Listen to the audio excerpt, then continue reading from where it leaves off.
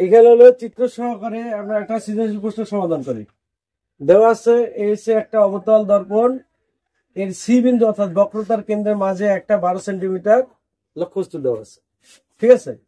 আর এই সি থেকে পি এর দূরত্ব কত সেটা দেওয়া আছে 30 সেন্টিমিটার। তার মানে এটা হচ্ছে বক্রতার ব্যাসার্ধ 30 সেন্টিমিটার আর লক্ষ্যবস্তুর দূরত্ব 30 সেন্টিমিটার, কারণ যেহেতু লক্ষ্যবস্তুটা সি বিন্দুতে আছে, ঠিক আছে। তো লক্ষ্যবস্তুর দূরত্ব কত 30 আর বক্রতার ব্যাসার্ধ কত 30, এফ এর মান কিন্তু দেওয়া নাই। তাহলে প্রথম প্রশ্নে কি চাইছে, লক্ষ্যবস্তুটা রৈখিক বিবর্ধন নির্ণয় করো। এই বস্তুটা রৈখিক বিবর্ধন অর্থাৎ লক্ষ্যবস্তু আর হইল গিয়া তোমার প্রতিবিম্বের যে অনুপাত, দৈর্ঘ্য অনুপাত, সেটা বের করতে হবে। প্রতিবিম্ব আর লক্ষ্যবস্তু দৈর্ঘ্য অনুপাত। তাহলে এখানে লক্ষ্যবস্তু দূরত্ব ইউ সমান সমান ইউ হয়েছে যে তোমার এই লক্ষ্যবস্তু দূরত্ব আর সিপি মানে বক্রতার ব্যাসার্ধ তা কত 30 সেন্টিমিটার। ফোকাস যুক্ত এফ সমান সমান এটা যদি 30 হয় তাহলে অর্ধেক হবে ফোকাস যুক্ত এফ সমান কি জানি আমরা r/2, 30/2 কত 15 সেন্টিমিটার। প্রতিবিম্ব দূরত্ব ভি ইকুয়াল টু কি হোয়াট আমরা কি জানি, আমরা জানি 1/v প্লাস 1/u সমান কত 1/m। তাহলে 1/v যেহেতু ভির মানটা বের করা দরকার, তাহলে আমরা 1/u টাকে ওই পাশে নিয়ে যাই। 1/v সমান কত 1/f মাইনাস 1/u কত u, 1/f এফ এর মান কত পাইছি আমরা 15 মাইনাস 1/u ইউর মান কত 30। এখন 15 30 এর লসাগু কত 30, তাহলে 15 দিয়ে 30 এর মধ্যে কয়বার যায় দুইবার, 2 এর ক্ষেত্রে 2 মাইনাস 30 দিয়ে 30 এর মধ্যে যায় একবার, এক অক্ষে 2 থেকে 1 মাইনাস হলে কত থাকে 1 বাই কত 30। এবার যদি ক্রস গুণ করি ভি অক্ষে ভি সমান কত 30 অক্ষে কত 30 সেন্টিমিটার।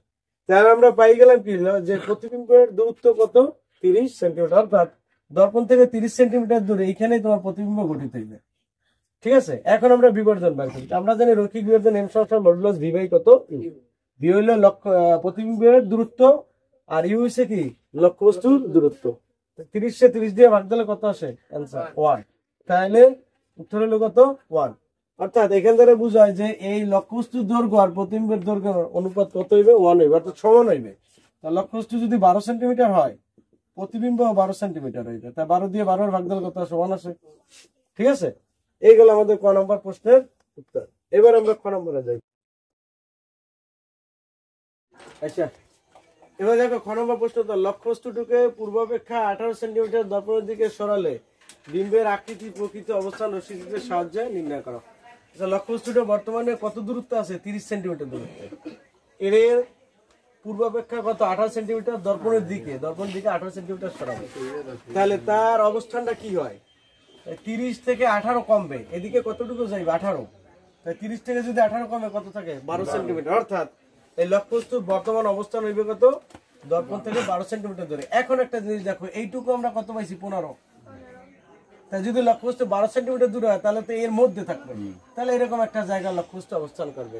তাহলে সে কোথায় আছে, লক্ষ্যবস্তু হচ্ছে মেরু আর প্রধান ফোকাসের মাঝে। লক্ষ্যবস্তু কোথায় আছে মেরু আর প্রধান ফোকাসের মাঝে। তাহলে আমার ফোকাস যুক্ত এফ সমান 15 সেন্টিমিটার, সুতরাং অর্থাৎ বস্তুটি মেরু এবং প্রধান ফোকাসের মাঝে অবস্থিত। নিচে রশ্মিচিত্রের মাধ্যমে প্রতিবিম্বের চিত্র অঙ্কন করা হলো। তাহলে এই হলো মেরু, এসে প্রধান ফোকাস, তার মাঝে এই লক্ষ্যবস্তুটাকে এবার রাখলাম। এখন আমরা কি জানি, একটা এখান থেকে প্রধান অক্ষের সমান্তরাল আপতিত হইয়া প্রধান ফোকাস এর মধ্যে দিয়ে যাবে, আর একটা হইছে বক্রতার ব্যাসার্ধ বরাবর বা বক্রতার কেন্দ্র বরাবর আপতিত হয়। এখন রশ্মিদ্বয়কে যদি আমরা সামনের দিকে বাড়াই তাহলে কি হয়, তারা অপসারী হয়। অপসারী মানে দূরে সরে যায়, তাহলে এরা সামনের দিকে কখনো মিলিত হবে না।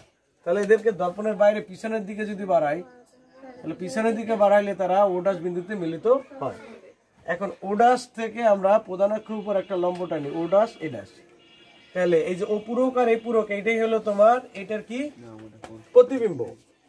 এই এও এর কি অবাস্তব প্রতিবিম্ব। অবাস্তব কেন, দর্পণের পিছনে ঘটিতেছে, যার কারণে এটা কি অবাস্তব প্রতিবিম্ব। তাহলে অবস্থান দর্পণের প্রতিবিম্ব দর্পণের পিছনে অবস্থিত। প্রকৃতি অবাস্তব এবং সোজা, যদি পিছনে হয় তাহলে সেটা কি অবাস্তব, আর অবাস্তব প্রতিবিম্ব সবসময় সিধা বা সোজা হয়, ঠিক আছে, মানে একরকমই দেখা গেল। আর আকৃতি হচ্ছে লক্ষ্যবস্তুর চেয়ে কি বিবর্ধিত, এই লক্ষ্যবস্তু হচ্ছে এইটুকু, আর প্রতিবিম্বের দৈর্ঘ্য কত অনেক বড়। তাহলে আবার দেখো একটা গেছে প্রধান অক্ষের সমান্তরালে, সেটা প্রধান ফোকাসের মধ্য দিয়ে প্রতিফলিত হয়েছে। আর একটা হলো বক্রতার ব্যাসার্ধ বরাবর আপতিত হয়েছে, তাহলে রশ্মিদ্বয় অপসারী হয়, তাদেরকে আমরা পিছনের দিকে যদি মিলাই, পিছনের দিকে টানলে তারা ওডাস বিন্দুতে মেলে। এখন ও থেকে এর পর লম্ব টানছি, তাহলে অপূরক এই পূরকই হলো তোমার এটার কি প্রতিবিম্ব।